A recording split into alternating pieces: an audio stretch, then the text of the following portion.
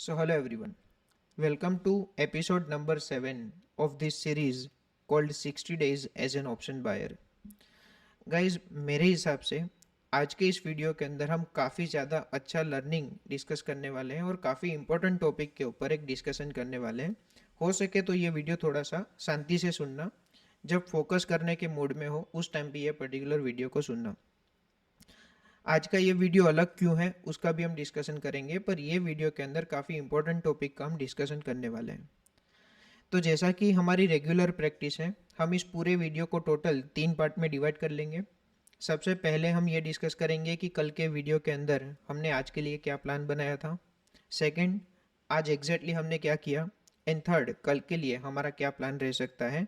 And आज हमने जो भी किया, आज का हमारा जो भी रिजल्ट रहा, वही टॉपिक के ऊपर मुझे आज सबसे ज़्यादा डिस्कशन करना है और वही टॉपिक आज का इम्पोर्टेंट टॉपिक रहेगा। सबसे पहली चीज़, कल के वीडियो के अंदर हमने आज के लिए क्या प्लान बनाया था। तो कल के वीडियो के अंदर मैंने आपको बताया था कि आज मेरे लिए डायरेक्शन क्लियर नहीं है, मुझे शांति से प्राइस एक्शन को ऑब्जर्व करना है। एंड प्राइस एक्शन को ऑब्जर्व करने के बाद अगर मुझे कहीं पे भी कन्विक्शन दिखता है तो मैं ट्रेड के अंदर एंटर करूंगा, अगर कोई कन्विक्शन नहीं दिखता है तो मैं ट्रेड के अंदर एंटर नहीं करूंगा। तो आज मैंने एक ट्रेड लिया था।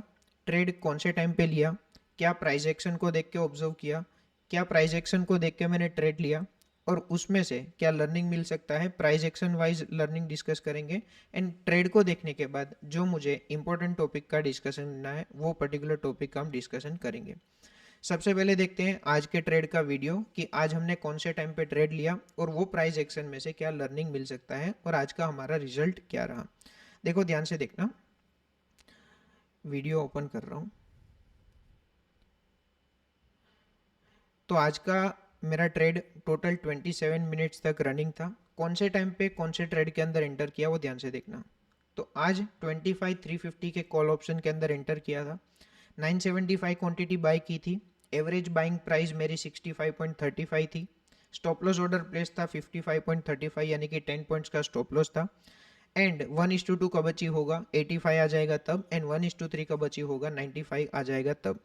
तो 30 मिनट्स तक मेरा ये ट्रेड रनिंग था। एक बार क्विकली देखते हैं कि ट्रेड के अंदर क्या हुआ, फिर टेक्निकल लर्निंग डिस्कस करेंगे। एंड टेक्निकल लर्निंग के बाद साइकोलॉजिकल काफ़ी ज़्यादा इंपॉर्टेंट टॉपिक का मुझे डिस्कशन करना है। प्लीज़ अगर वीडियो को थोड़ा फोकस से देख सको तो देखना। ट्रेड ब्रेक इवन आ गया है, 6-7 थाउजेंड का कुछ तो लॉस चल रहा था, वहाँ से ट्रेड ब्रेक इवन आया है। प्रॉफिट का हाई कितना लगाया था, प्रॉफिट 2,000 रुपये के आसपास का हाई लगाया था।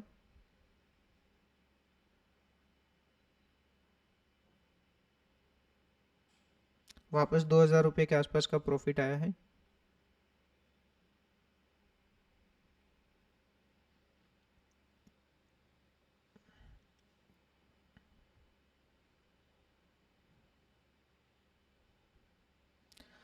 सिक्स थाउजेंड का लॉस लास्ट 40 सेकेंड्स। 7,000 का लॉस, 7,500 का लॉस, 8,000 का लॉस, और फाइनली स्टॉप लॉस ऑर्डर जो सिस्टम के अंदर लाइव था वो एग्जीक्यूट हो गया और आज के दिन हमने बुक किया 9,800 का लॉस। एक बार हमारा जो ट्रैकर है वो ट्रैकर के अंदर ये स्टॉप लॉस को अपडेट कर देते हैं। उसके बाद टेक्निकल लर्निंग डिस्कस करेंगे, उसके बाद साइकोलॉजिकल लर्निंग डिस्कस करेंगे। आराम से ये वीडियो को देखना। 10 जुलाई है, स्टॉप लॉस ऑर्डर है, टोटल 10 पॉइंट्स का लॉस हुआ है, 9,800 का लॉस हुआ है, और नेट अभी हमारी पोजीशन लॉस में आ चुकी है। क्यूमुलेटिव हमारा लॉस 10,388 का है। इसके ऊपर ब्रोकरेज अलग से लगेगी। काफ़ी लोग हैं जो वीडियो के अंदर कमेंट कर रहे हैं कि इसके अंदर एक ब्रोकरेज का कॉलम ऐड कर दो। हम एक काम करेंगे, 60 डेज एंड होने पे हमारा जो भी रिजल्ट रहेगा हम ज़ेरोदा के पीएनएल के अंदर ही देख लेंगे कि एग्जैक्टली ये 60 डेज के अंदर एग्जैक्टली ब्रोकरेज कितनी लगी है। एंड रिजल्ट पे डेफिनेटली हम ब्रोकरेज को इंक्लूड करके देखेंगे, क्योंकि ये शीट का फोकस एग्जैक्ट अमाउंट को ट्रैक करने का नहीं है, ये शीट का फोकस है साइकोलॉजी डिस्कस करने का। अगर आपको विथ ब्रोकरेज का पीएनएल देखना है, विथ ब्रोकरेज का पीएनएल देख लेंगे, ज़ेरोदा के पीएनएल के अंदर ही जाके देख लेंगे कि एग्जैक्टली 60 डेज के अंदर हमने क्या क्या चार्जेस इनकर किए हैं। एक बार डिस्कस कर लेते हैं कि आज के ट्रेड का साइकोलॉजिकल रीजन क्या है। तो देखो, मैंने कौन सी कैंडल के अंदर एंटर किया, सबसे पहले तो वो दिखाता हूँ। ये पर्टिकुलर कैंडल है जिसके अंदर मैंने एंटर किया, उसमें से टेक्निकल लर्निंग क्या मिल सकता है। 11:30 की कैंडल है। देखो 11:30 की कैंडल मैं एक बार निफ्टी में ओपन करता हूँ, ये मेरी सबसे ज़्यादा फेवरेट कैंडल स्टिक पैटर्न है और ये कैंडल स्टिक पैटर्न मुझे दिखी इसलिए मैंने ये पर्टिकुलर ट्रेड के अंदर एंटर किया। ये पैटर्न के अंदर मैं काफ़ी ज़्यादा स्ट्रॉन्ग कन्विक्शन से एंटर करता हूँ, बट ये पर्टिकुलर ट्रेड के अंदर स्टॉप लॉस गया है, कोई बात नहीं। कैंडल स्टिक पैटर्न का लॉजिक क्या है? तो कैंडल स्टिक पैटर्न का लॉजिक यह है कि मार्केट सबसे पहले बायर्स को इन्वाइट करेगा। ये स्ट्रॉन्ग ग्रीन कैंडल क्रिएट करके मार्केट ने बायर्स को इन्वाइट किया। इमीडिएटली बायर्स को इन्वाइट करने के बाद वो जनरल केस में 2-3 कैंडल्स ऐसी क्रिएट करती है। क्रिएट करने के बाद इमीडिएटली मार्केट ने बायर्स को एग्जिट करवाया एंड एग्जिट करवाने के बाद जो स्टॉप लॉस वाला लाइन था, जो स्टॉप लॉस वाली ट्रिगर प्राइस थी, उसके ऊपर मार्केट ने क्लोजिंग दिया। उसका सिंपल रीजन यह है कि देखो प्राइस एक्शन का नेचर क्या है कि प्राइस नीचे आएगा, फिर ऊपर जाएगा, फिर वापस नीचे जाएगा एंड फिर ये जो सपोर्ट मार्केट ने ब्रेक किया था वो रेजिस्टेंस की तरह काम करेगा। तो यहाँ पे मार्केट ने एक सपोर्ट क्रिएट किया है, कहना से ये सपोर्ट ब्रेक होने के बाद ये रेजिस्टेंस बनना चाहिए, इसके ऊपर तो क्लोजिंग बिल्कुल भी नहीं आना चाहिए।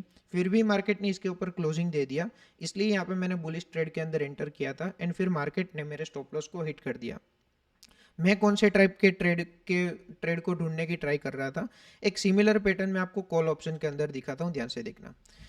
तो कहना से यहाँ पे मार्केट ने बायर्स को इन्वाइट किया, स्ट्रॉन्ग बुलिश पैटर्न क्रिएट की, फिर मार्केट ने इमीडिएटली ये स्टॉप लॉस को हिट कर दिया।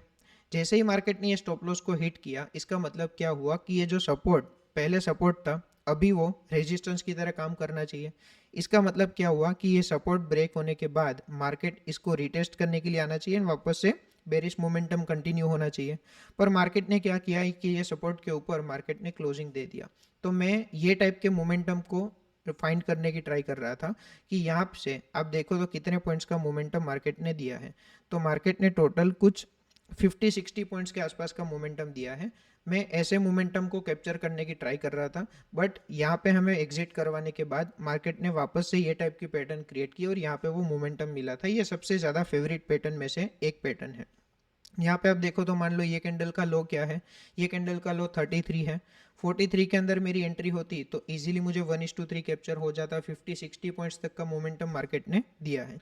तो ये था टेक्निकल रीजन। अभी मैं काफ़ी ज़्यादा इंपॉर्टेंट टॉपिक का डिस्कशन करने वाला हूँ। अभी तक आपने कुछ भी नहीं सीखा ये पर्टिकुलर वीडियो में से, कोई बात नहीं, पर ये जो टॉपिक का डिस्कशन मैं करने वाला हूँ, हो सके तो ये वीडियो को थोड़ा सा अभी जो भी हम डिस्कशन करने वाले हैं उसको थोड़ा सा शांति से सुनना। देखो सबसे पहली चीज़, ये कंटिन्यूअस 4 स्टॉप लॉस जाने के बाद मेरी साइकोलॉजी क्या है, काफ़ी इंपॉर्टेंट टॉपिक का मैं डिस्कशन करने वाला हूँ। नंबर 1 चीज़, क्या कंटिन्यूअस 4 स्टॉप लॉस मेरी लाइफ में पहली बार आए हैं? The answer is no. मेरी हाईएस्ट लूजिंग स्ट्रीक क्या है? तो मेरी हाईएस्ट लूजिंग स्ट्रीक 12 दिन की है। यानी कि पास्ट में मैंने ऐसे भी दिन देखे हैं जहाँ पे कंटिन्यूअस 12 दिन तक मेरा स्टॉप लॉस हिट हुआ हो। और मेरे हिसाब से आपको आपके सेटअप के ऊपर एंड आपको आपकी स्किल्स के ऊपर फेथ है, आपको आपकी स्किल्स के ऊपर ट्रस्ट है कि नहीं, वो सबसे ज़्यादा कब टेस्ट होगा?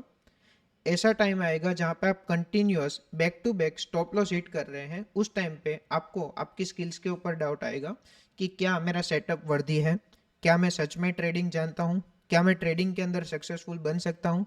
ऐसे दिन आएंगे जहाँ पे आपको खुद के ऊपर डाउट क्रिएट होगा और यही टाइम ऐसा है जहाँ पे आपकी रियल टेस्ट होगी। तो क्या ये 4 continuous back to back stop loss मेरी लाइफ में पहली बार आए हैं? द आंसर इज नो, पहली बार नहीं आए। और यहाँ पे सबसे बड़ा लर्निंग ये है कि ये back to back stop loss आपको कब सबसे ज़्यादा परेशान करेंगे। काफ़ी इंपॉर्टेंट टॉपिक का डिस्कशन करने वाला हूँ, ध्यान से देखना। Back to back stop loss आपको तब परेशान करेंगे जब आपका जीवन, आपकी रोजी रोटी ट्रेडिंग के ऊपर डिपेंडेंट है। काफ़ी लोग हम में से ऐसे हैं जो ट्रेडिंग को एज ए करियर इवेल्युएट कर रहे हैं या तो ट्रेडिंग को एज ए करियर मान चुके हैं, यानी कि ट्रेडिंग ही अपनी डे टू डे रोजी रोटी के लिए ट्रेडिंग के ऊपर रिलाई कर रहे हैं इन शॉर्ट। तो मेरे कहने का मतलब ये है कि जो भी लोग ट्रेडिंग को एज ए करियर भी इवेल्युएट कर रहे हैं, वो सब लोगों को ऐसे दिन के लिए प्रिपेयर्ड रहना पड़ेगा। सबसे पहली चीज़ तो आपको सबसे ज़्यादा डिफिकल्ट चीज़ जो कि है डिसिप्लिन्ड, वो बनना पड़ेगा। एंड डिसिप्लिन्ड बनने के बाद भी अगर आपको ट्रेडिंग के ऊपर अपना करियर बनाना है, यानी कि आपकी रोजी रोटी ट्रेडिंग के ऊपर डिपेंडेंट रखनी है, तो आपको ऐसे दिनों के लिए भी प्रिपेयर्ड रहना पड़ेगा। मेरा क्वेश्चन आपसे ये है कि क्या ऐसे दिन सिर्फ मेरी लाइफ में आए हैं कि दुनिया की जितने भी ट्रेडर्स हैं वो सारे ट्रेडर्स की लाइफ में आए होंगे? The answer is very simple, दुनिया के सारे ट्रेडर्स हैं वो सबकी लाइफ में आए होंगे।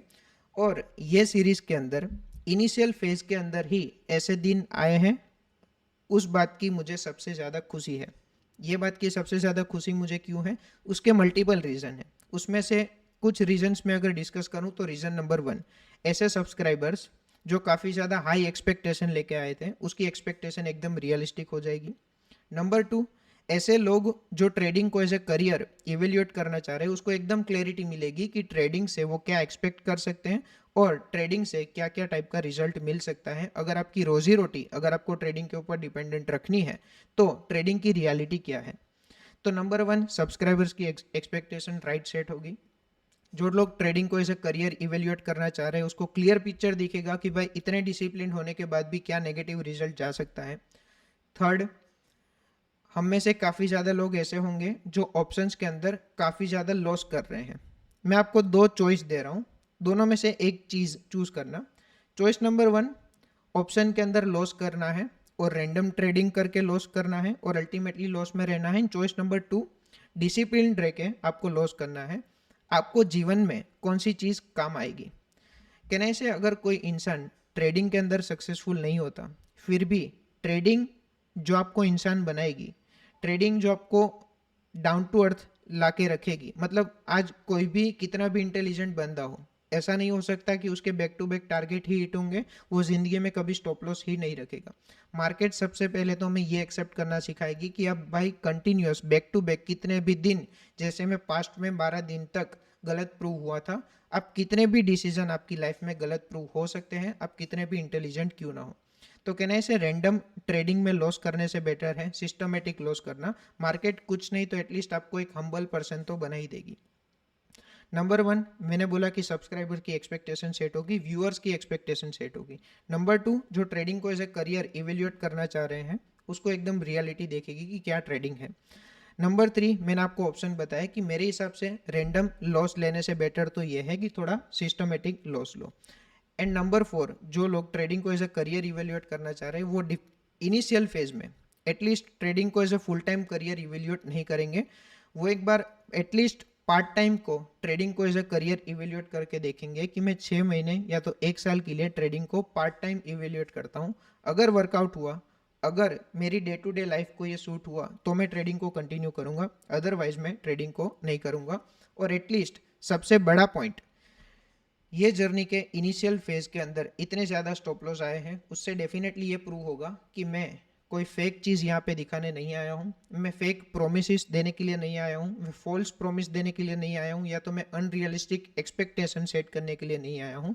मैंने ये यूट्यूब चैनल स्टार्ट की है तो उसका सिंगल ऑब्जेक्टिव ये है कि मैं ट्रेडिंग की रियलिटी आपके सामने रख सकूँ, और back to back stop loss जाना इससे बेटर और कुछ नहीं हो सकता ट्रेडिंग की रियलिटी को प्रूव करने के लिए। ठीक है, तो ये था मेरे हिसाब से आज के वीडियो का लर्निंग। आई होप ये पर्टिकुलर सीरीज से आपको कुछ ना कुछ इनपुट्स ज़रूर मिल रहे हैं। अभी हम डिस्कस करते हैं कि कल के लिए हमारा क्या प्लान रह सकता है एंड कल हम कौन से सेटअप के ऊपर काम कर सकते हैं। मेरे हिसाब से आज के इस वीडियो के अंदर हमने जो भी चीज़ डिस्कस की है उसको थोड़ा सा शांति से सोचने की ट्राई करना। अगर आप जेन्युइनली ट्रेडिंग को एज ए करियर इवेल्युएट करना चाह रहे हैं तो ट्रेडिंग की रियलिटी आपके सामने है, वो सब चीज़ को एकदम डिटेल में सोचना एंड फिर अपना करियर प्लान अकॉर्डिंगली चूज करना। मैं ये नहीं बोल रहा हूँ कि ट्रेडिंग एक बेटर करियर है, खराब करियर है।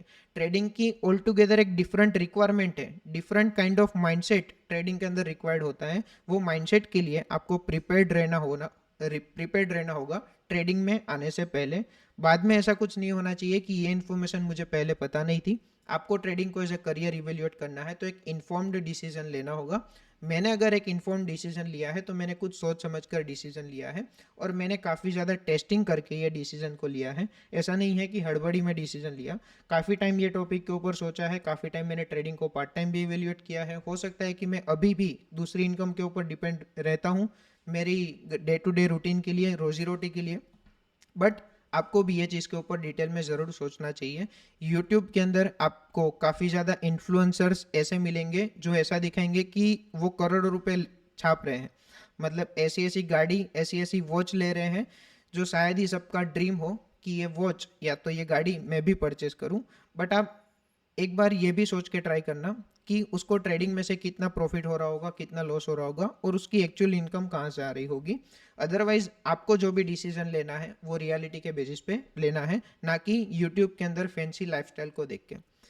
एक बार क्विकली डिस्कस करते हैं कि कल के लिए हमारा प्लान क्या रह सकता है। तो देखो, कल के लिए फिर भी अभी तक मेरा व्यू क्लैरिटी नहीं है। यहाँ पे बुलिश मोमेंटम मार्केट ने अच्छा दिया है क्लोजिंग के टाइम, भले ही क्लोजिंग बेरिश दिया है पर यहाँ पे मुझे कुछ बुलिश एक्टिविटी नोटिस हुई है। कल का दिन हो सकता है कि थोड़ा सा बुलिश हो, पर कल के लिए फिर भी क्योंकि इतने ज़्यादा सेलर्स प्रेजेंट हैं, कल के लिए भी मेरा व्यू एकदम 100% स्ट्रॉन्ग फॉर्म नहीं है। और ये एरिया ऐसा है, मैं आपको अगर वन डे के चार्ट के ऊपर भी दिखाऊं तो ये एरिया ऐसा है कि यहाँ पे बायर्स भी प्रेजेंट हैं। यहाँ कहीं पे भी पहले जो रेजिस्टेंस था वो भी सपोर्ट की तरह भी काम कर सकता है। हालांकि ये सपोर्ट काफ़ी दूर है, पर 150 पॉइंट दूर है। यहाँ ये हाई है 25,220 और मार्केट अभी चल रहा है 25,350। तो ये सपोर्ट थोड़ा सा दूर है, पर बुलिश व्यू भी है, बेरिश व्यू भी है। कल के लिए एक डायरेक्शन डिसाइड करना थोड़ा सा डिफिकल्ट है। कल के दिन भी मैं इंट्राडे की प्राइस एक्शन को देख के अगर मुझे कहीं पे भी कन्विक्शन आता है तो मैं ट्रेड प्लान करूंगा। जो भी ट्रेड प्लान करूंगा उसका डिटेल्ड टेक्निकल रीजन भी एंड साइकोलॉजिकल रीजन भी डिस्कस करूंगा। बट आई होप ये पर्टिकुलर सीरीज से आपको कुछ ना कुछ इनपुट्स ज़रूर मिल रहे हैं। मैं ये चीज़ जनरली नहीं कहता, पर आज ये चीज़ मैं कहूँगा कि अगर आपको ये वीडियो से कुछ लर्निंग मिला है एंड अगर आपके दिमाग में कोई एक ऐसा इंसान है जिसको ये सुनने की ज़रूरत हो सकती है, अगर आपको ऐसा लग रहा है तो वो इंसान के साथ आप ये पर्टिकुलर वीडियो को शेयर कर सकते हैं। लाइक करने के लिए नहीं बोल रहा हूँ, पर अगर किसी को ये वीडियो सुनने की ज़रूरत होगी ऐसा लग रहा है तो आप वो पर्टिकुलर इंसान के साथ ये वीडियो शेयर कर सकते हैं। पता नहीं ये वीडियो कितना लंबा था, एक बार देखते हैं। कोई नहीं, 17 मिनट का ही ये वीडियो है, इतना ज़्यादा लंबा नहीं है। तो मिलते हैं कल के वीडियो के अंदर। Thank you so much, see you in the next video.